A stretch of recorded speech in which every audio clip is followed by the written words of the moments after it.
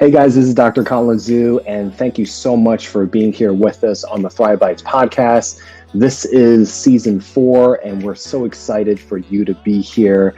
For those of you who don't know me, my name is Dr. Colin Zhu, double boarded in family and lifestyle medicine, and I interview the best and most passionate health and wellness experts of the industry on this platform. And we talk about plant-powered living, emotional resilience, and creating a thriving mindset. And this season, we're taking it live, we're taking it on multiple platforms, and we're taking it as a Q&A discussion as well as our interviewing of our guests. So we're super stoked about this, and please remember to like and subscribe down below, and we will see you.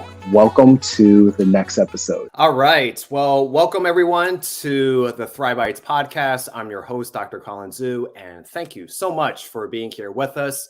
You can be anywhere in the world, and I am very, very grateful for you just to spend a few moments here with us. And today, this is our season closer for season 4. Thank you so much for being here with us for the entire season. And we can't wait for you guys to follow us for season 5 of next year. So this episode is very, very special to me. You know that, for those that are new, we talk about 3 things: plant-powered living, enhancing our emotional resilience, and creating a thriving mindset. And today's topic of discussion is how to make our lives legendary. And I don't even have words. I am super, super, super stoked for our next guest speaker. He's a dear friend of mine that I've crossed paths with, and his name is Coach Mark Bravo. And he has a very extensive resume, but I will do my best to paraphrase. Mark has a 40-plus year career as a TV and radio commentator for running and other sports events. He is the color commentator for the Oklahoma City Memorial Marathon since its inception. And he is a sought-after motivational speaker for various events throughout the nation, as well as a popular guest on radio and television talk shows. He's also a running coach. He's a running mentor, and he's coached everyone from recreationally to elite athletes to the world's top marathons and also Olympic trials. And he's also a veteran of over 30 marathons and 400 road races. And he's done very, very well, even after 2 hip surgeries, which he has gotten done in the year 2007. And there's lots of accolades, and we can't wait to dive deeper. So without further ado, please welcome Coach Mark. Hey! Colin, thank you so much.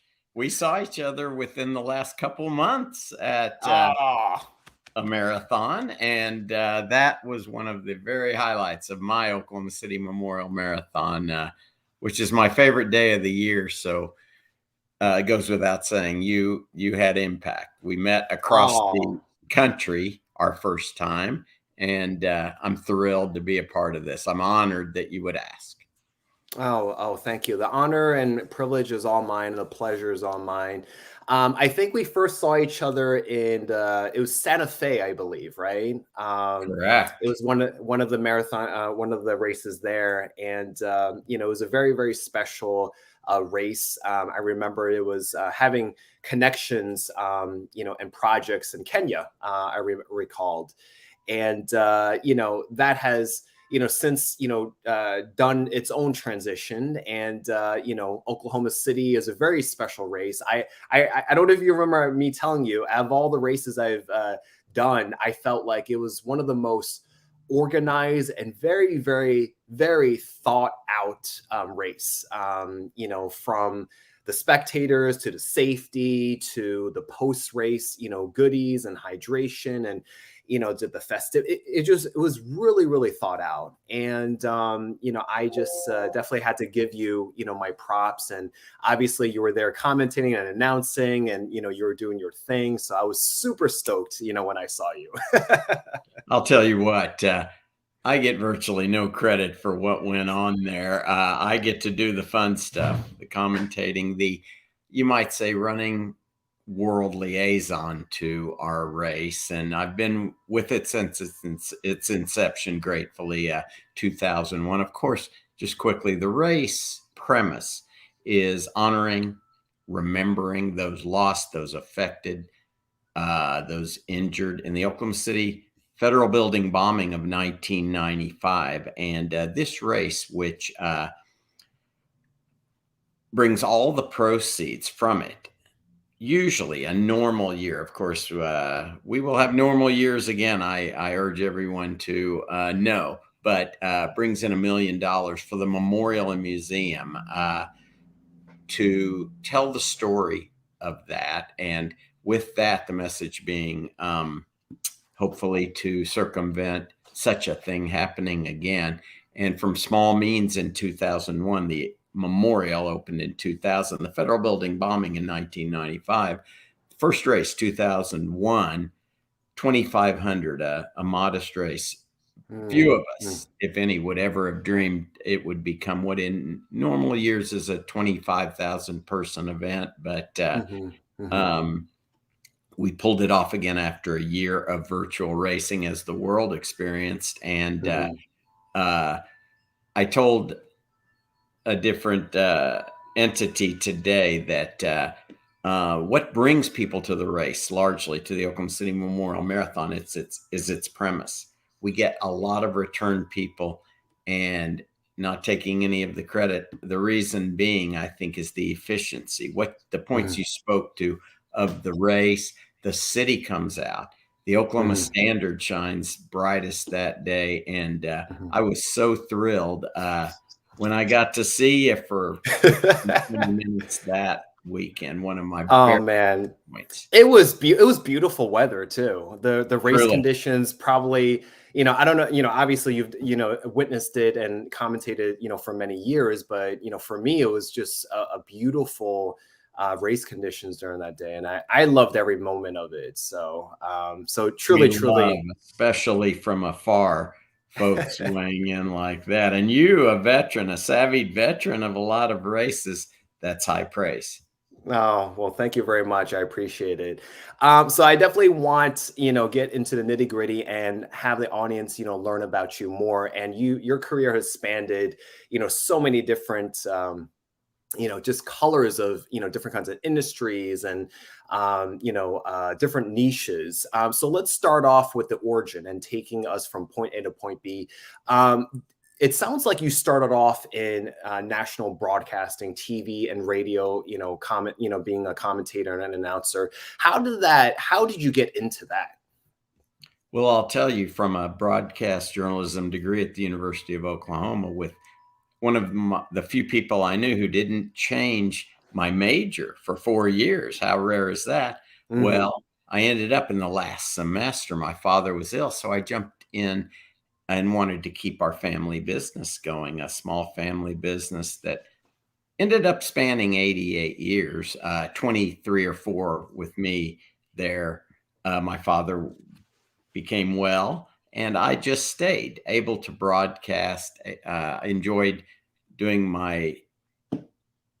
being able to navigate my own ship, you might say. We were, via my grandfather, the first pawn shop in Oklahoma, begun in 1911. Now, we sold the business in 1999, and I sold the building a couple of years later. The building, the reason I bring it up is it's across the street. Out the window, you would watch the finish of the Memorial Marathon, its first 19 years. Now we have moved to a gorgeous, expansive park, which we finished in October. You finished there. And that will be, as we see it, our permanent home. Well, I joined the OK Runner team, and I now have an OK Runner running store in that very building. I chose it not because of our family legacy, though it was pretty cool to me. I didn't think about it. It was so seamless, but because it seemed the right place to do this running store. We didn't have presence there. We're a 2-store operation. And so I'm back home. It was rather a full circle. My sister's my my parents are gone now, but my friends thought it was the coolest thing. Me too, in retrospect, but it came easily. So actually, I have never been a full-time sportscaster, but my goal as a sportscaster in college as a 20-year-old was, to be play-by-play man for the Boston Celtics, but you don't step right into that. And then I decided I didn't want to go into a studio full-time. So now I get to salve my appetite via mostly running. That's most of the broadcasting I do. But again, graduating college in 1979, we have, hard to imagine, 42 years between that time. So I transitioned to be a running coach. There weren't that many running coaches in 2002. And that was a great journey I sort of created as I went along. And it became, and we'll talk later, I would imagine, but my running coaching is much less about regimen. Anyone can find regimen to run a 5K, 10K, half or full marathon. It's about mindset and a few principles that I think raise your game, really the game of life, also on the roads. But I don't coach full time anymore. I have training groups running out of the store and just plenty busy, but teaching yoga 10, 15 years, I've been able to cultivate what I thought was most a priority at the time and keep a bit of everything alive in the mix. So I'm very grateful at 64 to still be in demand in some way, you might say. I might be taking liberties there, but wrote a book in the midst. Again, very grateful for that. And it's been a great life, and I expect it to continue. I got married a dozen years ago, so I had never been married. No children, but 18 grandkids. I don't know how that math adds up, but it's a cool life. I'll tell you that much. Yeah. So in a way, that's, part of your legacy is seeing the youngsters, kind of live out their lives and, being able to, create their own paths. I think that, that's, one bit of it. So, and as much as, this topic is about how do we make our lives legendary, take us through, it sounds like the broadcasting was a little bit shorter, right? As opposed to, the running coaching and the mentoring. Were there any lessons that you took away from it, how it applied for you to kind of improve as a human being yourself? I would sure like to think so.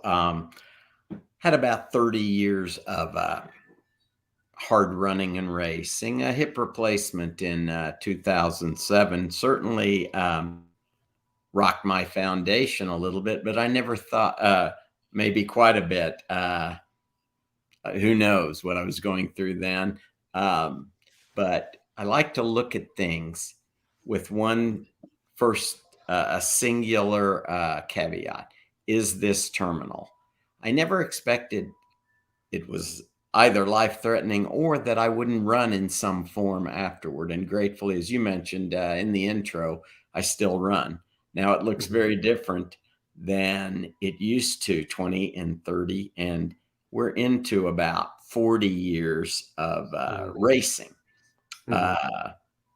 But it is easily as gratifying as when I could move a little quicker. So to your question about how that has helped etch a life that is fulfilling and impactful and such, maybe that would go to the subtitle of my book. Book's called Momentum, but it's 77 observations toward a life well lived. The running joke is a few of my friends commented, paraphrasing, I'm shocked you could start and finish a whole sentence that didn't have to do with running. much more, as is my coaching, as mentioned before, about mindset. I will bring up in short order of, you might say, 4 templates to the book that speak, of course, apply to your running, but much more to raising the calibration of your life and the world around you. I just think that, and things that I talk to the folks whom I maybe coach or mentor, or to the group, as I explained last year, our training group is just kicking off. Last night, we had a debut get together. And I said that my coaching might seem like I forgot this was about running when you hear me speaking, but don't be afraid to bring it up. But what you'll find is that this is interconnected, not leaving out gratitude, what I call a kinder, gentler approach. Obviously, the stick-to-itiveness aspect of anything we're looking for success in has to be there. And number 4 would be a glass 3/4 full, not half empty approach to life. That's something that we have a clear choice every day about. Doesn't mean it's easy, but if we lean that way, I guarantee you our chances for getting where we want to be, even if we can't define where we want to land, are much greater. My mother gave me the best gift I've ever been given in my life, and she didn't verbalize it. I worked with my mother and father for some 23, 4 years. The gift of optimism. She didn't tell me, be positive, be optimistic. She showed me. And as we all know, the best lessons, the most impactful ones of them, are gained by example, not by beating it into your head. So those are templates of my book. And I like to think, and as you get a little older, into your mid-60s, as I am, that they come into play by definition. Like anything we do that we practice more often, it becomes way of life. We don't have to remind ourselves to think a certain way or act a certain way or do certain exercises. They become way of life. Something's missing if we don't act or do that way. So I'm very grateful for that lesson, for the people who have come into my life, and here and there, if hopefully I've been able to help them with things, and we're still aspiring. The life feels well lived right now. We're hoping that the end result looks that way. For sure. And it very much, because I remember the first time, I met you, and the second time, that we crossed paths again in Oklahoma City. The energy is, consistent, it doesn't, those moments, don't waver. And we it could friends, pardon me. Oh, yeah. Oh, no, of course. We kept in contact. Only twice. Exactly. You're absolutely right. The very same thing, the Mutual Admiration Society, maybe it sounds like, it's completely true. And those are the reasons, when you're fortunate, that you get up in the morning. Yeah, exactly. And I just remember that, there's always this great aura and energy about you. And, so when you say that you hope that you lived a life well lived, it's kind of like a humbling energy that you don't necessarily need to kind of always share. It just literally just emanates, what I'm saying? Especially if you have met people you've admired over time. It's just like a certain level of humbleness that just, they don't really need to say much, but you already feel that gratification, and also that gratitude you're speaking. I wanted to kind of individuals in the book just like that. The book is full of 1-page chapters and a bunch of quotes. And pardon me for interrupting you, Colin, but no, it's okay. On my way back from the Dallas Marathon, it's been a few months, and I haven't checked on a friend here in Oklahoma City who is a real patriarch, and he's done things that you'd never hear from him unless you happen to be in passing, sitting with him. He's 97 years old. And we visited a few minutes Sunday, as I said, on the drive back. And you have just, that your calibration's been raised.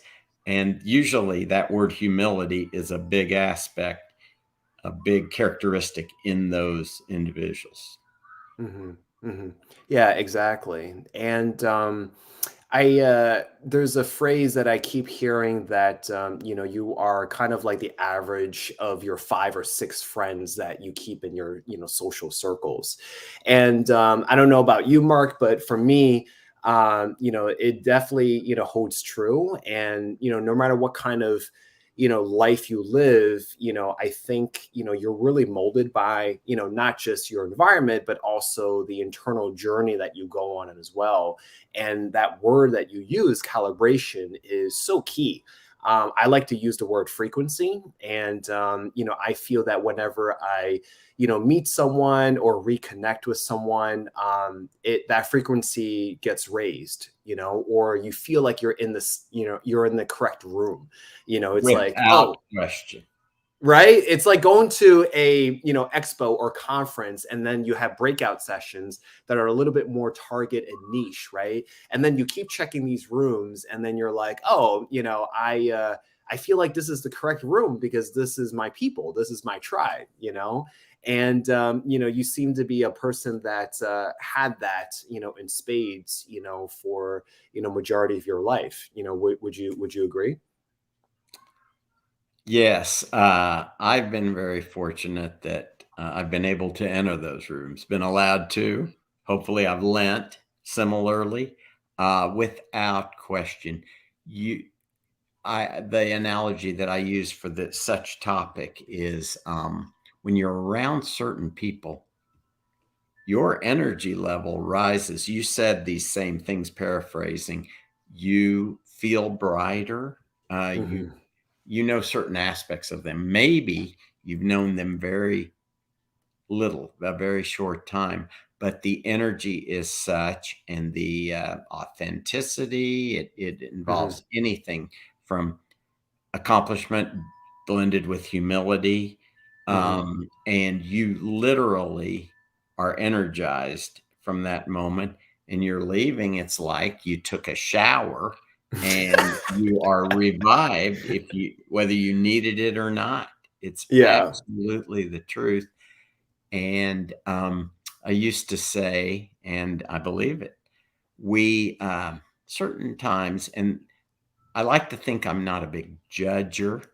However, we are allowed to spend our free time, our independent time, with those we choose. And I don't say that in a hierarchical way, but in work we must, and it's good for us. It's training, must meet all kinds. And definitely, for instance, in the pawn shop experience I had, I can't tell you how valuable, the best years of my life.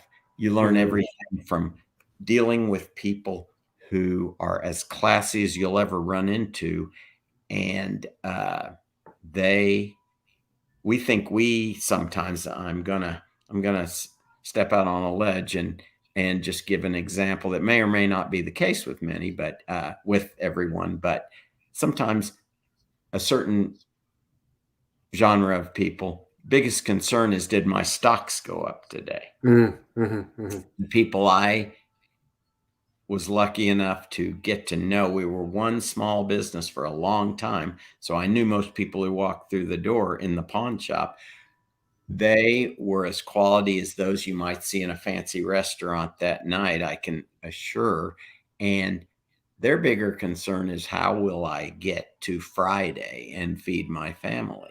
Not everyone there, but those lessons are nothing you can really learn except in practical experience. You can't really learn them in a textbook. Yeah. And the sum total, to your point about the sum total of 5 or 6 of your best friends, I've never thought of it that way. I have heard it, but indeed the case. Driving home tonight, one of my circle of 6 or 8 friends all around the country, half of them retired and doing what they do. They all come for the Oklahoma City Memorial Marathon, by the way. A few of them never runners, started walking, run some, whatever it is, they come, if for nothing else but the party at my house afterwards when we can really relax. But one of them said, just thinking, sitting on my deck, thinking how fortunate I am to have this circle of friends. Just wanted you all to know.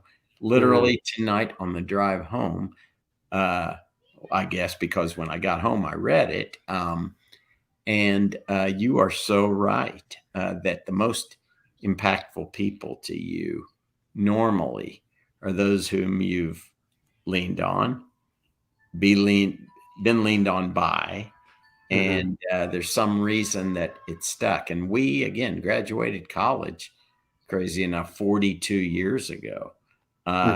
And amongst my closest circle of friends, like you, lucky to know a lot of people. You might say have a lot of friends. It's never a quantity thing, but it's truly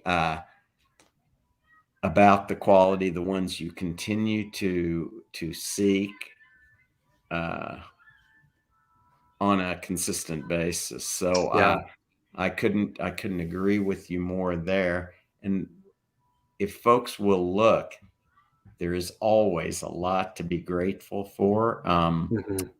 Anything that arises during the day. Again, my lesson, my clearing the slate is this terminal? It could be something business-wise. It could be a running injury, God forbid. It used to alter my perspective. I think I did a pretty good job keeping them in perspective. But when I was running and racing consistently, big aspect of my life. My joke is, you probably didn't want to know me when I was injured. I hope it's not true, because our mentality changes. Something is missing. And so it's about finding a way to realize there will be a tomorrow. Either what can we learn from this, or more importantly, it's not what happens to you, it's how you respond to it. And there was a saying that my sister bought a plaque for me before that first hip surgery that led to the hip replacement. That's what I needed, and it's been a great ride. When OKC's Memorial Marathon comes around April, a couple days later, it'll be 15 years. The plaque reading, fear won't help you save what you have, but it might make you lose what you could become. Took me a number of decades to really buy into that. And, but that's okay. That's okay. You're not supposed to know everything when you're 25. And I don't begin to profess knowing everything now. Simply, you learn a few more things with every passing year. Hopefully some really tangible, pivotal things. Yeah. I think one of the, characteristics of similar qualities that we all experience as human beings is having an ego, right? And I think one of the hardest challenges is to be able to kind of let go of that, let go of pride, let go of ego, let go of preconceived constructs, or perceptions that in a way create these limitations, these self-limiting, belief and thought patterns in our lives. And I want to go, deeper into that. Has something like that, could you go a little bit deeper into that? Or has there been, similar to your hip injury, has there been another challenge that has been pivotal in your life that has led you to your current awareness of humility and gratitude and appreciation? Has there something been just as similar, maybe not a physical injury, maybe a kind of like spiritual or, emotional, mental type of like obstacle for yourself that, has over time taught you many lessons? I will preface this with, I have had a really great life. I had a strong family unit all my life. Gratefully, my parents were able to leave on their own terms. They were 89, 86, and we were able to let them go in what I would call the best possible way with us. And so my life's experiences don't begin to compete as if it was a competition with what most people go through, but we all go through things.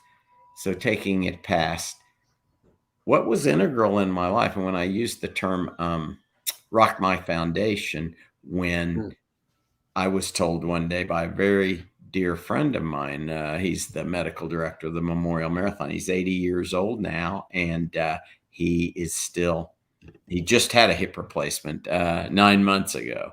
And I told him the other day, we will run. He said, I'm going to run again, and we will run together. But when he came in the room, and I'm thinking, gosh, at this point, because I'm 48, 49 years old, maybe a stress fracture. What am I going to do for 6 or 8 weeks? And he said, Mark, the first question, and we've already at this point known each other 2 decades, is, do you want to remain a runner? When I collect myself, I said, I think we know the answer to that question. Where do we go from here? He said, you're going to need a hip replacement. I suggest this or that. And I did the exploratory. They said this should last 1 year to 6 years. I said, well, speaking to the ego, as a runner often thinks, especially younger, we're pretty bulletproof. Maybe back then we were. Okay, I'll get 20 years, not 1 to 6, and I'll revisit this decision. They were right as rain. I had the hip replacement 18 months afterward, only because I asked the doc if I could wait 4 or 5 months because the Memorial Marathon was coming up, had a few duties and wanted to uphold them. He said, fine, you can't do any more harm if you can stand the discomfort. And it was fine. It was doable. So life experiences such as my joke, however much of a joke it is I'm late to everything. You might call it a first love, because that's what it was at about age 40. And talking about a foundation rocker, when that needed to end, yes, it altered my perspective for a while. I think ego comes in. You don't know it all. You don't know how things are going to happen. You aren't completely all-knowing when it comes to how things are going to come out, because this is life. Came out just the way it was supposed to. Then 12 years ago, my wife and I now got married, and again, late to everything. And so I had never been married. I have no children, but we have 18 grandchildren. So I just jumped a step. And if you know what's right, because we took a circuitous route, a few fits and starts, as many relationships do, to being together. And it's not always predictable now, as we know any aren't, but it's the life I want, and I'm grateful. And you do learn when you come out the other side, if you don't give in to, well, why me? Why this? Now you can feel that because it's a very human instinct, but you must let that go. It's kind of like a grudge. They say only when it hurts is yourself. And certainly there can be more bright roads along the way. And I certainly have experienced that. So that encompasses all of the traits we talked about before: stick-to-itiveness, gratitude. You must sometimes simply hold on to what you have while you get over what you think you're missing. That embodies gratitude. Kinder, gentler approach, not only to others, certainly that, but to yourself, because You can browbeat yourself. But at some point, if we are going to move on, we must move on. And then a glass 3/4 full approach is as seminal in it all as anything with me. The gift of optimism, and even someone who didn't have that gift or had many tougher roads or saw themselves erring toward, if given a choice, you might say pessimism. That can be changed. We train our body. We can train anything. Not always easy. There are fits and starts, but breakthroughs will occur with continuity of practice. You think positive even when it's not easy or no fun to do it. It gets closer and closer to that end goal.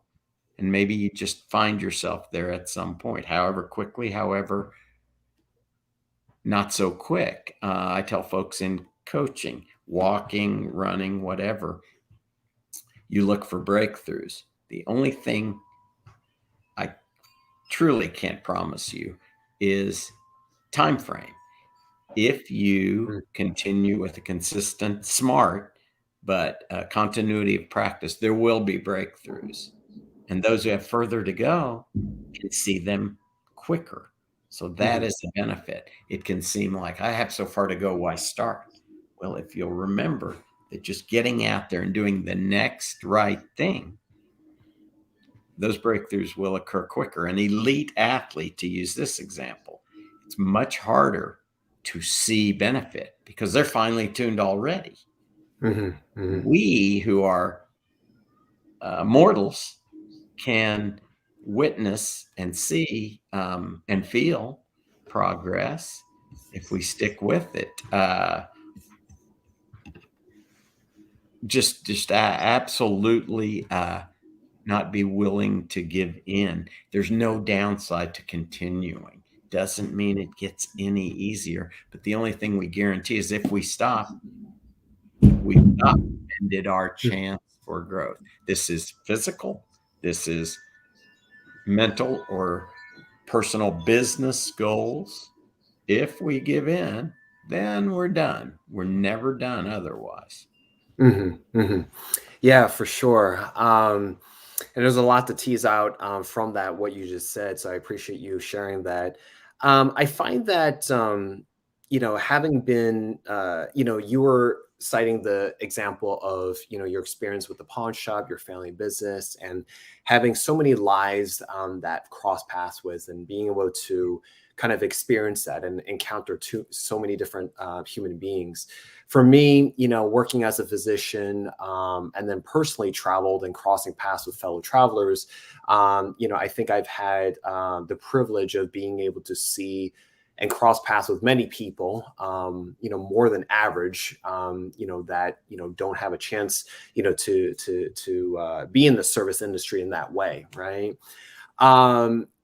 And I find that, people who, because I want to talk about like blocks and obstacles and common, limitations that people go through. You talk about gratitude, you talk about persistence, you talk about perseverance, and, just not having that, type of giving up attitude, for those that, can't seemingly, get it, what would you say to, those that, just commonly, because I feel like a lot of people that I cross that they're just in their head a lot, people who think, overanalyze things, or they, look at the minor details, they don't look at the big picture, or they are, a little bit nitpicky, I find that they get more flustered and frustrated, and sometimes, when you take it to an extreme, resentful,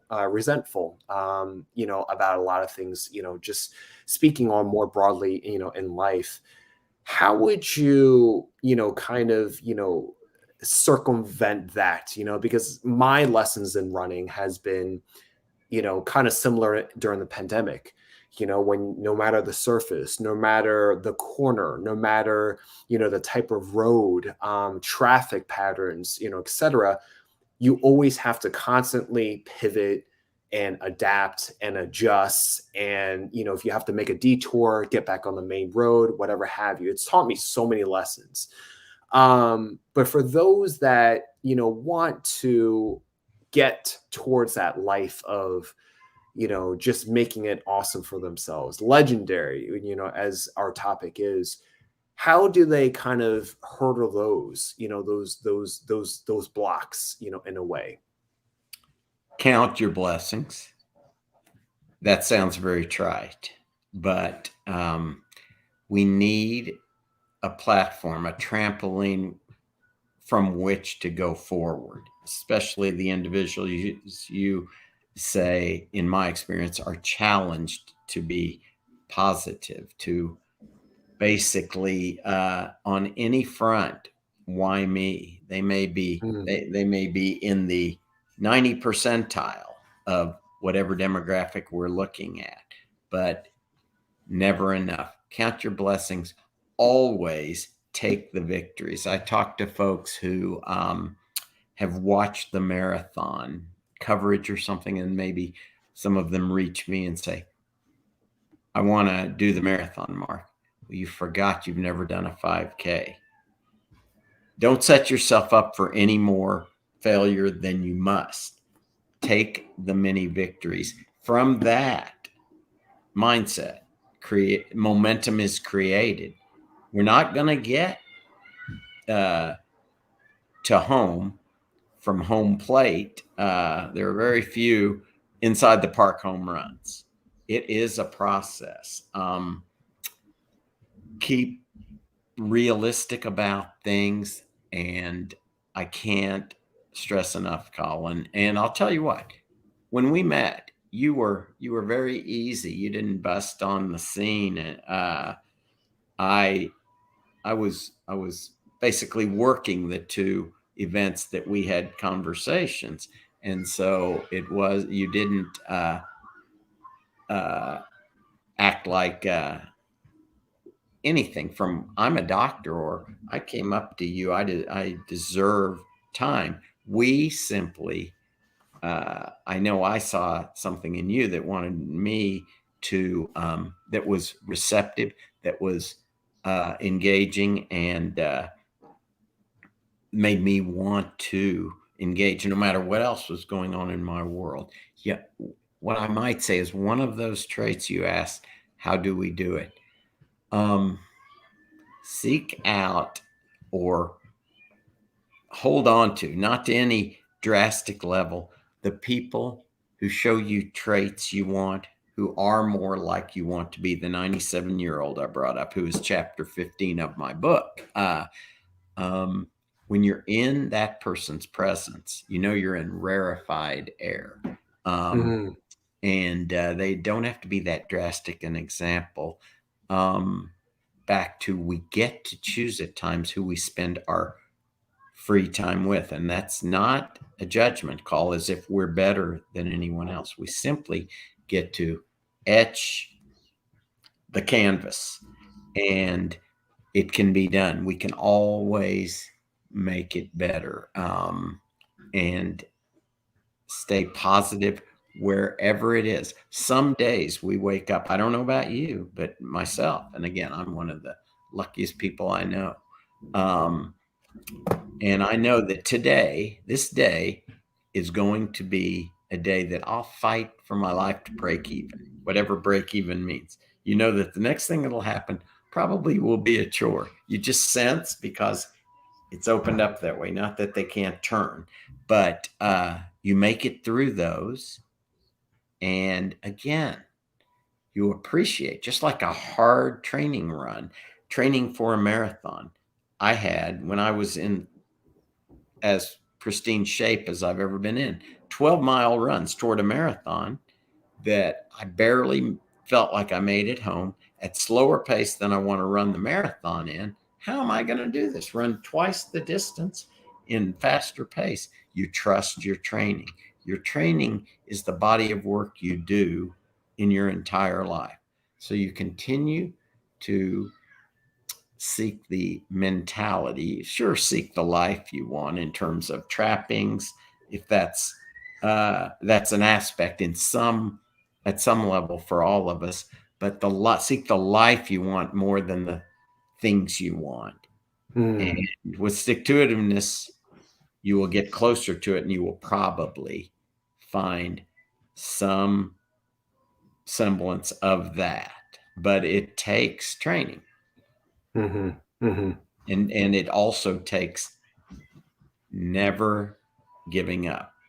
Part optimism, part remembering what you have on your side, calling upon your assets. If it's the way you relate to people, if it's your steadfastness at something, all those traits add up. There are many of those traits I possess none of, but hopefully I have a few that keeps me on my path to the best calibration that I can land, and hopefully bigger than that. It's just like when you do something for someone, you tend to get more back than they get, it seems. I mean, in terms of gratification. When you're trying to up the calibration of the world, yours instantly. It's like being around those energizing people we spoke about earlier.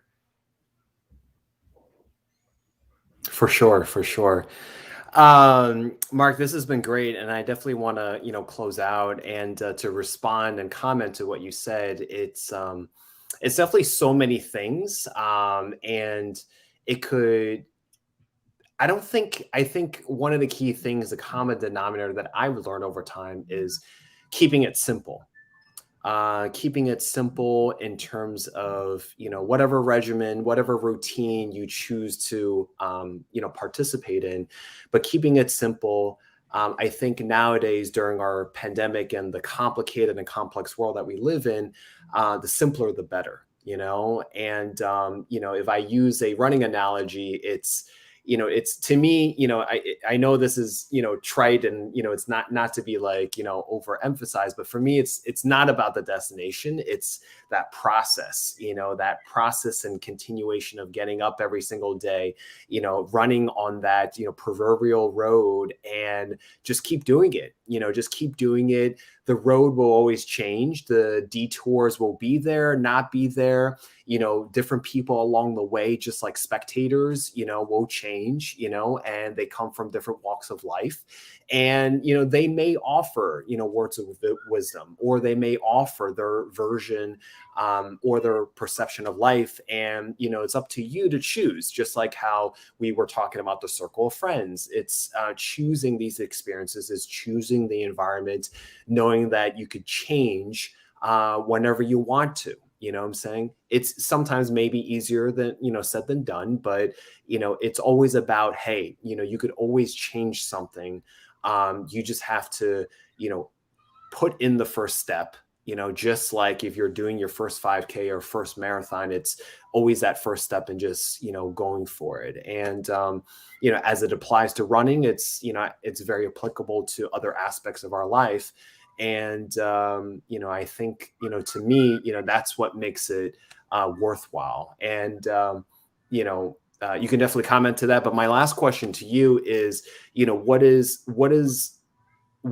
a life, having a legendary life, and what does, leaving behind a legacy mean to you? It means maybe you never know, but having impact on people. In whatever way, in whatever minute, unspoken way. An example, we spoke of our 88-year family business of owning a pawn shop here in Oklahoma City.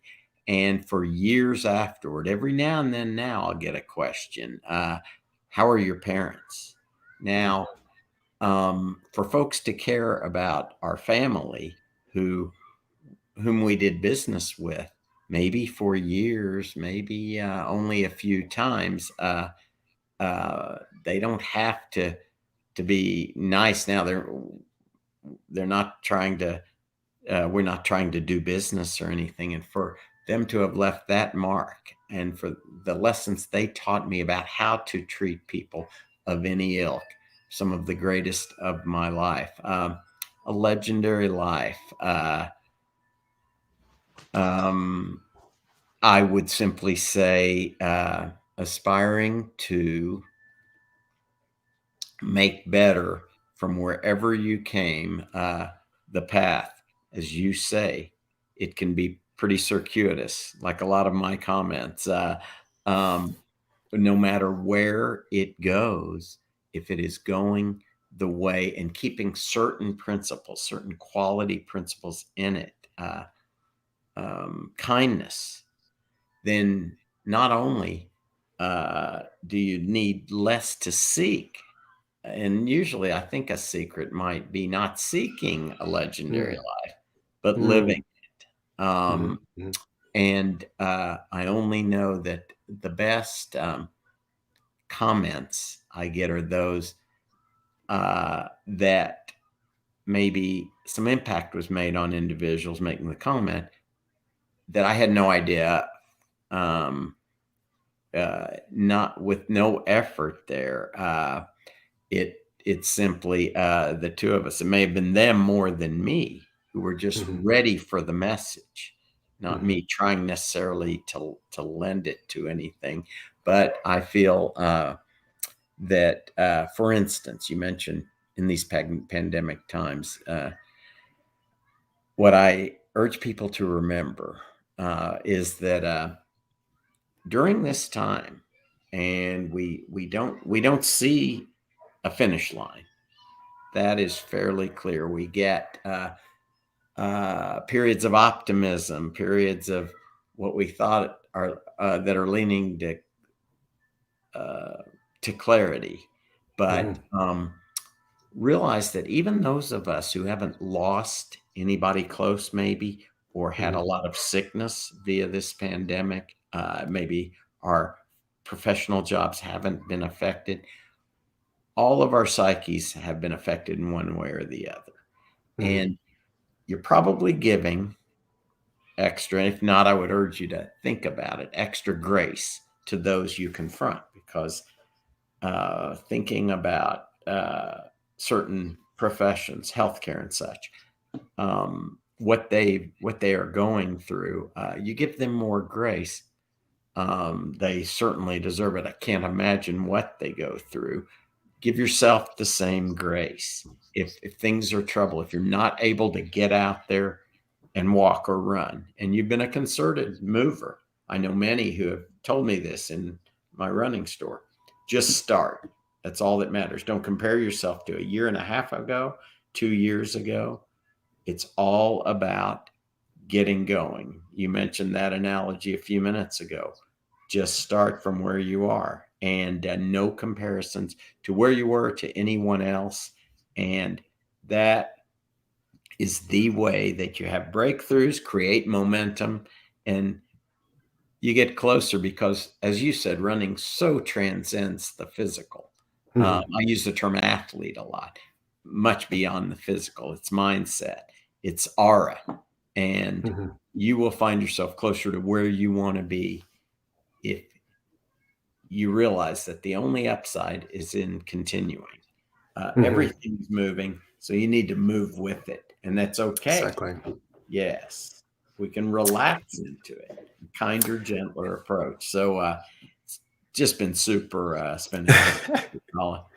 Oh my God. Thank you so much. I was about to say before I let you go was, I love the part where you said, the grace, giving grace to, just during these unprecedented times, not only, for everyone that's working in service or, healthcare, definitely for sure, but also just being more, kind and gentle towards yourself. And, even for myself, I've definitely been impacted, mentally as well. And being, being in the position I am, I want to take care and serve as many people as possible, but knowing that, having that human element and knowing that, it's also fragile. The human psyche, the human body is also fragile, and just being kind and gentle. And if it's not done today, there's always tomorrow, and like you said, just continuing to practice that positivity, optimism, and that gratitude to know that, hey,